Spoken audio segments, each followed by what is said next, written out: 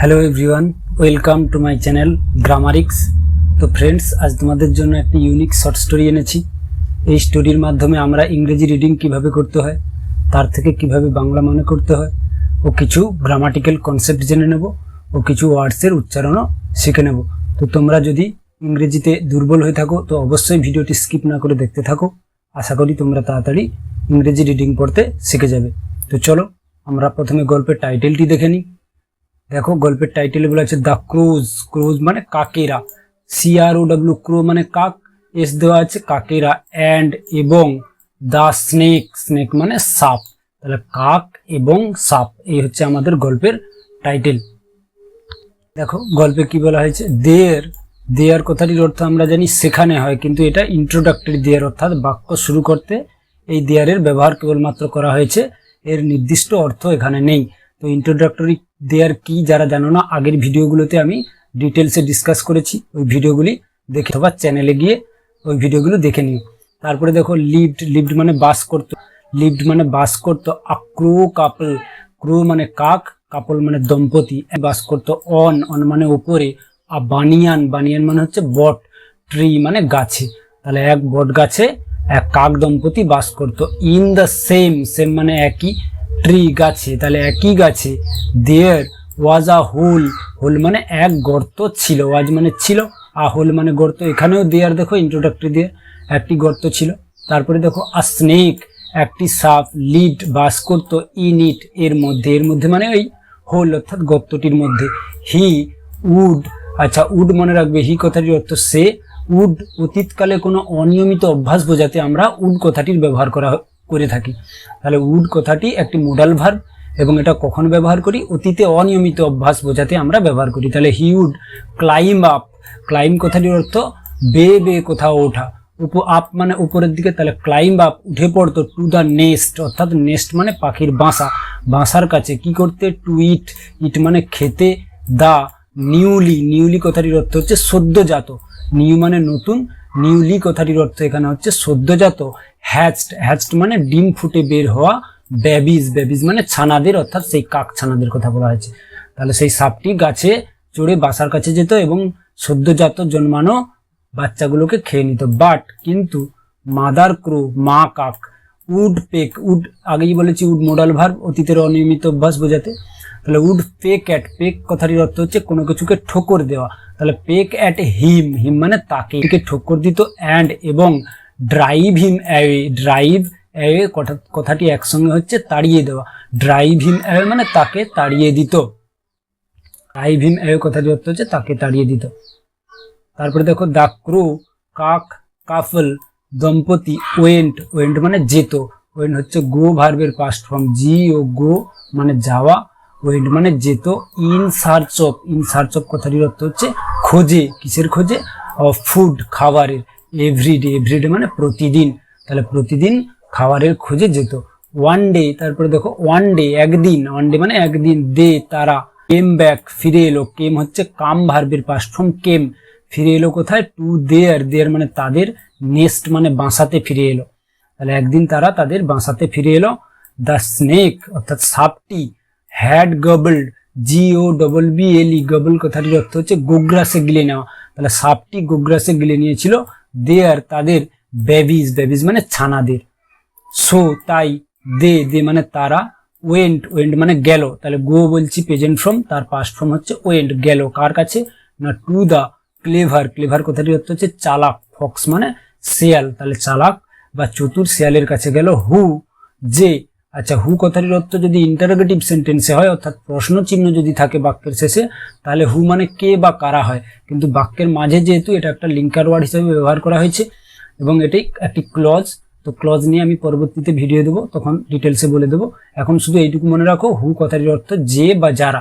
তাহলে the Fox, clever Fox, হু যে, told, told মানে বলল, তাহলে টোল্ড হচ্ছে টেল ভার্বের পাস্ট ফর্ম, টোল্ড বলল, দেম তাদেরকে, অর্থাৎ ওই কাক দম্পতিদেরকে। হাউ, হাউ মানে কিভাবে, হ্যাঁ। To get rid, get rid কথাটির অর্থ একসাথে, গেট রিড কথাটির অর্থ হচ্ছে মুক্তি পাওয়া যায় বা পরিত্রাণ পাওয়া যায়। অফ দ্য স্নেক, ওই সাপের থেকে, তাহলে কিভাবে সাপের থেকে মুক্তি পাওয়া যায় সেই চালাক শিয়ালটি তাদেরকে বলল। তারপরে দেখো দ্য নেক্সট ডে, নেক্সট কথাটি অর্থ পরে, ডে মানে দিন, তাহলে নেক্সট ডে পরের দিন। দ্য ক্রোজ, ক্রোজ মানে কাকেরা। ফ্লিউ, ফ্লিউ মানে উড়ে গেল, হচ্ছে ফ্লিউ, FLY। ফ্লাই ভার্বের পাস্ট ফর্ম হচ্ছে ফ্লিউ, ফ্লাই মানে উড়ে যাওয়া, ফ্লিউ মানে উড়ে গেল।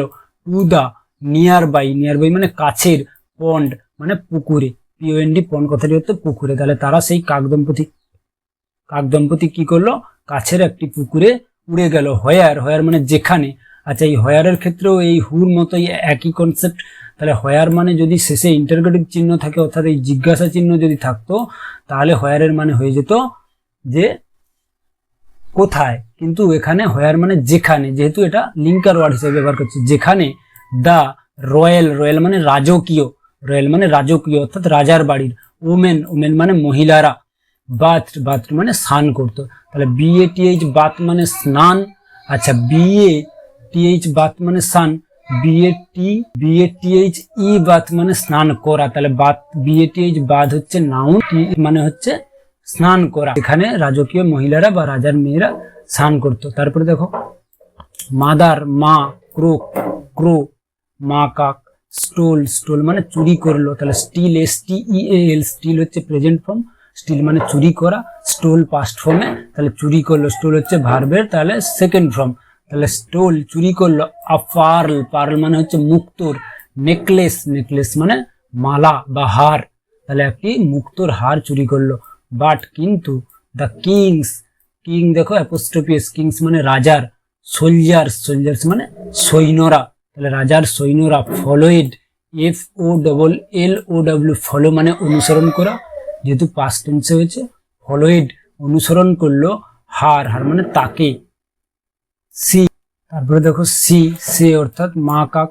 ড্রপ, ড্রপ মানে ফেলে দিল, তাহলে DROP, ড্রপ হচ্ছে মূল ভার্ব, আর ED করার জন্য P করা হয়েছে। এর কনসেপ্টটা কি জেনে রাখো, তাহলে শেষে যদি কোনো একটা কনসোনেন্ট থাকে যে ওয়ার্ডের, এবং তার আগে যদি একটাই ভাওয়েল থাকে, এখানে দেখো একটা কনসোনেন্ট P এবং তার আগে একটা ভাওয়েল O আছে, এইরকম যদি ওয়ার্ড হয়, তার শেষের কনসোনেন্টটি অর্থাৎ এই P-টিকে আমরা এখানে ডবল করে ED দিয়েছি। তাহলে ড্রপ মানে ফেললো, এটাকে ফেললো। দা নেকলেস, সেই হারটিকে।